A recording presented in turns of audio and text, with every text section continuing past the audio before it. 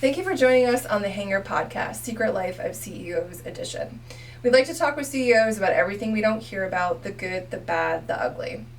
Our guest today, Juan Luis López Fons with Emotivo Productions, locally in the capital region. Welcome. Thank you. I'm very excited to be here. Thank you for having me. Absolutely. It's awesome. So we're just going to jump right in. I want you to give us the Reader's Digest version of you. Like a little bit of your backstory, how you got into this. Okay. Originally from Mexico. I was born and raised over there. I came to the States around when I was 22. And I did that because I was looking for film schools. And I looked for film schools in New York City specifically. I found one called the New York Film Academy. And I lived and breathed and sweat film for a year. And it was awesome. I really, really enjoyed it. And then after that, I by that point already had a green card, and I decided to just stay in the States and build my life here, and eventually my career, and now I'm married, and now I have a business here, and blah blah blah. So yeah, that's a very very shortened version of that. But yeah, that's how I originally came here to the States, and then now I'm here. That's awesome. So obviously you went to school for this, right? But what were you doing prior to kind of flipping over into being your own business owner? So I've been in the film industry all of my professional career. The difference between how I do it now versus then, it was more like I would hire my services out to people, right? So if someone needed a production assistant, I would do that. If someone needed a grip electric, I would do that. If someone needed a sound mixer, I would do that, you know? Things started to change a lot when I started working for documentaries specifically. And I was hired to do assistant editing a lot, and eventually I was started to get hired to be an editor, and I really got like the editing bug, the editing bug, and also the documentary bug. I really love the format of documentary and what you could make with that. So that was kind of like because originally I was going to do fiction, you know, I wanted to be like a movie director and all of these things, and then that was originally what I went to school for. But when I started working in documentaries, I'm like, this is different, and it really vibed with who I am as a person, what I like about the world, the fact that I like telling human interest stories. I just love people, and I like to tell people stories. So documentary really was like, oh, okay, that's cool. Maybe I can make something out of this. So that was kind of like how I started like shifting from I'm just hired by others into like, okay, now I'm doing documentaries, and now maybe I could make promotional documentaries, which is the thing that I make nowadays, and I love it. It's great. I just love it. Yeah. So how long have you owned your business for? Yes. So officially it opened in 2016. Okay. But really, really pushing it, I would say close to 5 years. Okay. So yeah. That's awesome. So of the 5 years that you've owned your business for, so obviously there's been a ton of growth, right? Like what you're doing now isn't necessarily what you were doing when you started doing this. Was the business name still the same? Yes. It was still called Emotivo Productions. Yeah. Okay. So when you made the shift to going into business for yourself, was there any particular event that caused that? Like you're like, I'm not doing this for other people anymore. I'm just going to call the shots and, you know, give myself the boundaries of being a business owner? Or was it just like, I kind of just want to do it this way? No, by that point I had been working a lot in documentaries. Specifically, I worked in a documentary for about 6 years. So, and then 6 like years the same of my one? The same one for 6 years, and it changed a lot. And in the end, there were some problems with producers, and it didn't ended up being released into the world. Oh wow! But that's also the nature of the game. But everything that I learned within it, I got, and that was the gift of that film for me. And then after I had finished that documentary, I thought to myself, I haven't done anything myself in so long. It had been years since I had done like short films or anything like that. And I'm like, I want to be a creator again. I want to be at the forefront of it. I don't want to hire myself for it. I want to direct. I want to edit. I want to produce. So what I did is I set myself a goal. And I went to 6 friends in the capital region. And I told them, hey, I want to start doing promotional videos for a living. I'm no one right now. Can I film you? Can you give me your time, and I'll do a promotional film for you, and then you can use it for whatever you want, and it's free. And they're like, okay, sure. So singer-songwriter, dancer, jewelry maker, comedian, woodworker, and performance artist. Those were the 6 people that I chose. And I did 6 videos in 6 months. Produced them, directed, edited them, all of it. Shot them, And when I finished them, I'm like, wow, these are actually good. Like, I can actually make money out of this. And I call this series the Albany My Albany series. Mm-hmm. And that was like my portfolio. And then with that portfolio, then I could go into the world and start like showing people, well, Right. this is what I can do. And then I could start actually charging money for it. So that was kind of like the genesis of it. And that was like, when I saw those 6 videos, I'm like, yeah, I can make this happen. Like, I got this. I can do it. And that was the beginning of it, you know. So. That's awesome. Mhm. So how did you feel like at that time? Because obviously you're going into something and you're just like, oh, we're just going to do this, right? But Mm-hmm. not thinking about the reality of, owning your own business, being your own boss, doing everything yourself. Mhm. How did you feel, in the first 6 months of doing this? I actually felt excited. Well, that's awesome. It's very empowering. It's very Yeah. cool. Like when you're being hired or when you're an employee, and nothing for people that do that for a living, that's fine. But in the end, you're someone's tool to help them realize their vision. Right. Whereas when you're your own boss, you're a business owner, it's your vision all the time. Yeah. And that's very empowering. And I'm also master of my time. I decide when I work. I mean, yesterday I went skiing and it was a Monday. I can go ski on a Monday because I own my own business and I decide Yeah. when I work and when I don't. Right. That freedom is amazing. So when I started seeing that through my work I could get that level of freedom, I'm like, this is awesome. And I'm not a very risk averse person. I like risk. I like moving forward in that type of environment. It's fun to me, to be honest. So yes, then there's the nerves of like, oh my God, what am I going to eat today? And there were periods where I was freaking out and I was eating cereal, Right. for my 3 meals, and I was freaking out. But eventually, the more you work, the more you network, the more you meet people, the more you do good work, then your name gets out there and then you get more calls and blah, blah, blah, Right. and then you will grow. But yeah, Right. oh yeah, there were some sketchy times. But in general, the motivation was always high and I was always excited to do it. That's amazing to have, because I feel like a lot of times business owners have this like through the trenches type of conversation, right? Like, oh, you had to trip and fall in order to get to this point.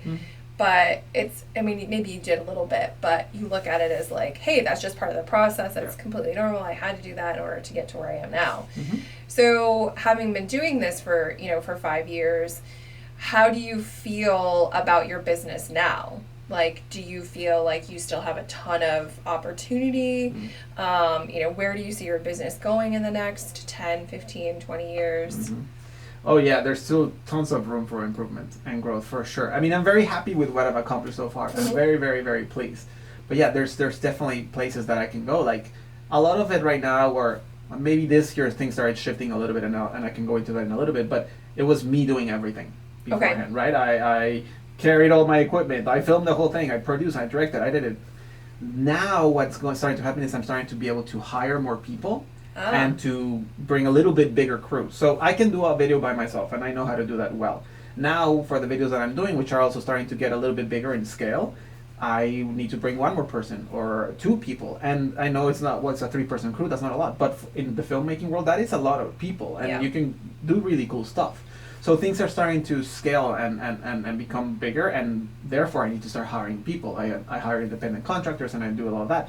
And also this year specifically, is I'm able to do things in parallel, meaning I can be in one gig one day, and at that same day my crew can be in another gig. Right. So I'm earning 2 different streams of income, and I couldn't do that before because it was only just me. you. Right. So those are like 2 specific things that I've noticed, like, oh, it's growing, oh, it's different, right? I'm doing things a little bit differently. So I would say, 15 years? I don't know, that sounds amazing. But I would I would love for Emotivo Productions to become a brand that's associated with emotion, with honesty, with truth. Like, if someone hires anyone in Emotivo Productions, they're going to get a product that it's all about feeling and about moving people, and it's just storytelling at its heart. Right. So I think that I would like that to be like you hire Emotivo, you're going to get an amazing video. It's going to be heartfelt. It's going to be crunchy and raw and potent and powerful.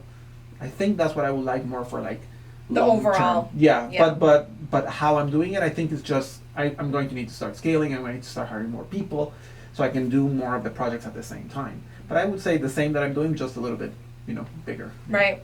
At what point did you realize that, because I think that's the biggest hang up that a lot of business owners have, right?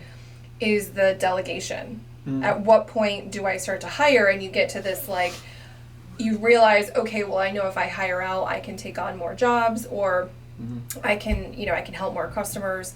But at what point did you decide that you're like, I'm going to do this? Because that's a big decision to now essentially share part of your proceeds, right, with somebody else. What did something happen that you're like, I just need to hire somebody else? Well, I think it was a natural consequence of me selling my work. Because when I would go to people and stuff like that, and I would just, tell them, oh yeah, we'll do a production video. And then, you're just opening a facility. What if I do a walkthrough of your place, And you have me already. Why don't we interview 3-4 more people and then we can do more videos? So just in how I was explaining my thing and just sharing and maybe even selling, I realized like, whoa, I can't do this myself. Yeah. So then the next step was like, well, I need to hire more people and make it work that way. So I think it was more like that, just a natural evolution of that. And also a trend that I noticed this year with my work specifically is when I would go to a company and something, they would hire me for more than one video. So before it was more like a one and done, right? Oh yeah, do this little interview for me, whatever, and that's it. This year it's been more like, well, no, do a promotional video for me. Like I work with a construction company this year, Schrader and Company, great company. And they're like, well, we have 5 core values. So I want you to do a full video for us and then 1 video for each of the core values. So that was 6 videos. Yeah. So that requires more time, more effort, more crew and all of that. And like, okay, and then I needed to hire people and I needed to do the things that I needed for that. I worked with a law firm and they wanted 9 videos. 1 for each of the lawyers and 1 for their main video. I'm about to start working another one for another like law firm. And they're just getting bigger. So it's just a necessity. I can't do it myself anymore. Yeah. You're like, I don't have the time. And I wouldn't be able to deliver the quality product that I want just by myself. Right. It's just not possible. Or even take on other projects at the same time. Exactly. I wouldn't be able to do the parallel thing, which is cool. So I think those are the 2 main things I would say. So you started out in the documentary piece. So what is it that you're focusing on now, like with clients? Like if somebody's coming to you and you mentioned like the emotional side of things, that you're kind of showcasing within a business, like what specifically are people coming to you that you are delivering on? Yeah. So my niche specifically is promotional documentaries, but they have to have storytelling at the heart. So one of the things that I think is unique about how I do things is I don't have a script. Okay. Like all of the work that I do is, okay, I meet with my client, I get a sense of who they are, I write down my impression of them, my experience of them, like what do I think are their values, and I come up with a list of questions. I don't even share it with them most of the time, because I want that honest reaction when you're asking someone the questions. Right. And then I get home, and then I get all of the footage, and then I do something. The funny thing is, the videos that I make are my interpretation of their business. Yeah. So it's their business video, but it's their business video through me. So that's kind of like how I do the thing.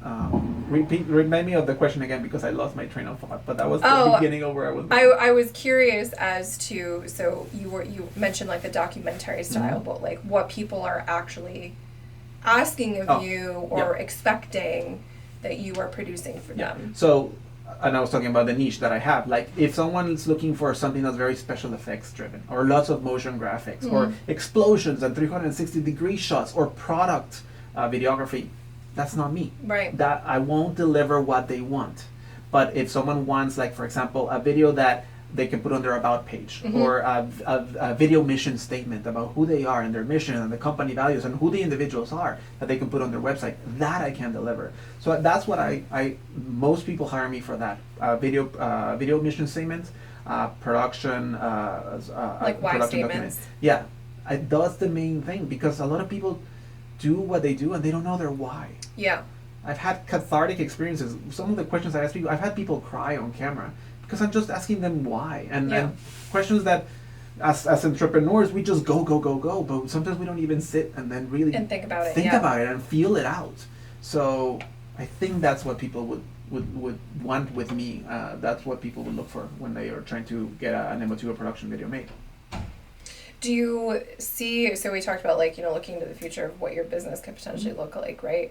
Do you see yourself adding either other components to your overall business, or do you think you might end up exploring other business options altogether? Like it could be something completely different that maybe you and your wife have talked about, or something that you've, had a discussion with, you're like, oh, that's interesting. Yeah. I might be interested in that because, if you build a business where you have a manager running things, right? Mhm. You have multiple teams going out to multiple locations at once. Well, there's more time for you to do things that maybe you enjoy also. I'm That's saying true. you don't enjoy this, right? But what else would you want to spend your time doing? Is that another business?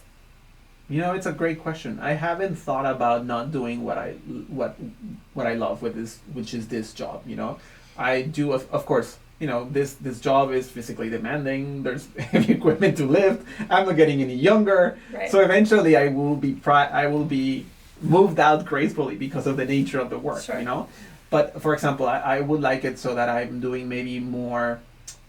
Maybe just the directing side of things, right? Or maybe just the selling, you know, and then the crew, and then I can send my crews out, right? Or maybe even the editing, which I love doing the editing, and that's what I would say my best skill to really like create a story. Maybe I don't even do that anymore, and I can push that out to on other people that I train. It's it's cool because it's interesting because I've done it for myself for so long that then to think that there could be other people doing what I do in the way I do it is weird, but there's certainly benefits to it. Right. And it would be really cool. But I think it's just a natural progression. It's little by little it's building to that. And I'm just kind of going along for the ride. But I don't know if I was to do something else with my time. That's the cool. I do everything I want with my time right now. There's no like, oh, I didn't do this year because I only had 2 weeks vacation. No, I go see my family in Mexico. I'm going to go on a Caribbean cruise next month, and I'm supposed to be working. No, I'm not. I'm going on a Caribbean cruise and I'm gonna go play board games. That's what I'm gonna do next month. Yeah. I love that. So opportunities, who knows? Never know where that could look. Yeah, and I do want to stay in this field. I mean, I love art. I love expression. I love. I do believe in communication through emotion and expression, and in whatever. Even if I don't do this, I don't know. It would have to be something like that. It would have to be something involving people, involving. Expression is very key for me. Right? Yeah. Yeah, I think. Well, maybe there's something board game oriented that you could do. Oh, I love board games. So don't even get me started with board games. But yeah, that's one of my hobbies for sure. So, going back to the emotional side of the business, right? So you've been doing this for 5 years and you just seem like super ramped up and really confident about what you're doing. But you're still a business owner, so like what, if anything, still causes you to like, oh my God, you're staying up late at night because you're worried about something or you're stressed about something. Do you feel any of that like right now, or? Usually that is because that I might be afraid of that something is not going to be the way I want it to be, or maybe I'm working with a crew that maybe is not as experienced and I don't know the quality that's going to come from that, so that that's like, how's that going to reflect on me? Right. That's more like the things that worry me. Like I'm a very chill guy in general, and I sleep very well at night and I wake up very well in the mornings. Yeah.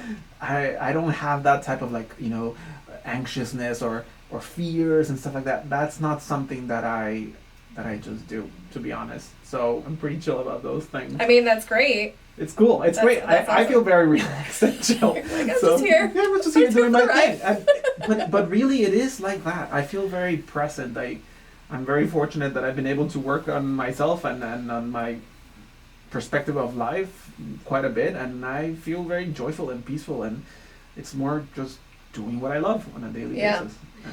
I think that's a good approach to things, and maybe that's a piece of advice that you could give to people who are interested in, going into the business world for themselves. Was there anything that you have done in the last decade that you could attribute to you having a very, I would almost say matter of fact type attitude and approach to your business? You're like, listen, some of these things are just going to happen, but I'm not going to let it affect my outcomes or my reactions. Yeah. My number one suggestion to people would be to work on yourself. Meaning, if you need to do therapy, go and do therapy. If you need coaching, go and do that. If you need leadership or get a mentor. Mentors are amazing. I've been very lucky throughout my life. I've had amazing mentors that really taught me everything I know, and I will be forever grateful to them. It's very important. But I think really, really the most important thing that person can do is work on the inside. because everything outside, you can't control the world. Right. The only thing you can control is you. So whatever you need to do to get your mind right, to get your heart right, that is the number one key thing. And if when people do that, not only will their businesses be better, their family relationships will be better, the environment will be better, everything will change for the better, because we as individuals are centered and joyful and consistent. I think that's the most important thing that a person can do. It's not even about business, it's about being a decent human being, but consistent within you and your beliefs and your morals and your ethics. Yeah, I mean, you know who you are. I think that's what it kind of sounds like. I think there's a lot of uncertainty in the world, right? Yeah. So, trying to manage and deal with the blows that you get or the wrenches that are thrown your way personally and professionally, not everybody is set up to deal with that or manage that properly. No. And it's hard, and we are not given the tools. Our parents did the best they could, and their parents did the best they could, and if you go all the way back, it's cavemen. Cavemen are the ones that gave us everything that we know now, and right. it's, the priority should be on self, in my opinion, and then everything else, it will be easy. Falls into place. So would you say that's how you've been able to manage the unknown factor? Totally. That comes up? 100%. If I didn't have all of the experience and teachings and coaching and leadership and mentorship I've had, I would not be where I'm at. Never in a million years could I. No, I'm so grateful, and that's why I'm so excited to share this and for people to know this, because that should be the first thing that we should focus on. So the word of advice is ask for help. Ask for help. Don't be... And be honest with yourself. Yeah. If you feel like there's something that you need to work on and you're afraid or you're ashamed or you're embarrassed, it doesn't matter. Go ahead and work on it. Right. There's tons of people out there that are willing to help and make you be better, feel better, and be a better you.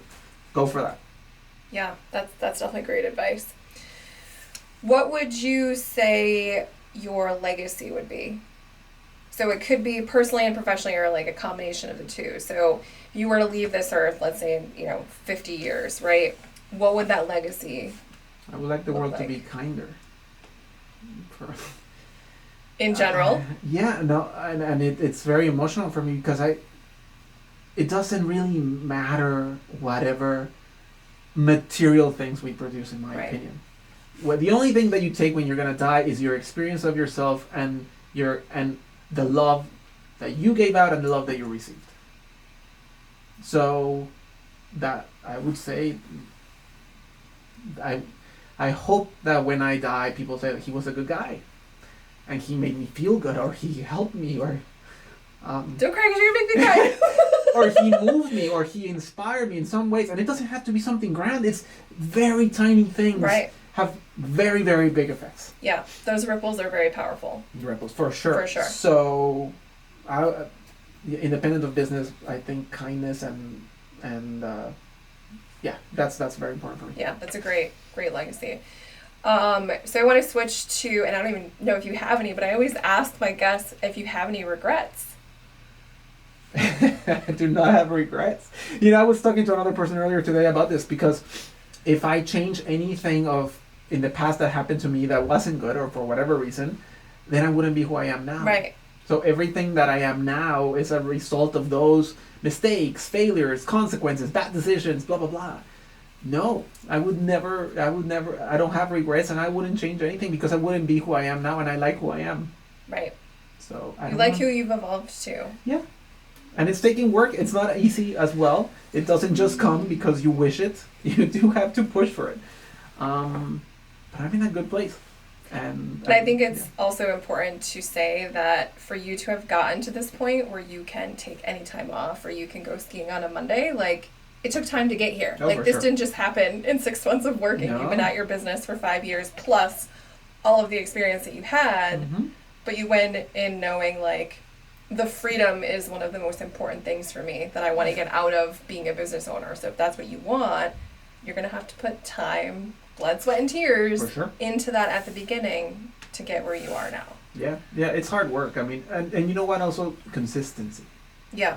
If you do something over and over and over and over, you eventually get good at it. So practice and consistency and discipline are essential tools that I would tell any entrepreneur out there, that any person, I think. But especially if you want to be an entrepreneur, you have to be consistent, and you have to go at bat, and you have to fail, and You have to get tons of no's, and you're always going to get a million no's and maybe 10 yeses. But the 10 yeses, that's great. Then you have the yeses. Yeah, it takes work, but you have to go for it and go for it constantly, as many times as you can. So be hungry.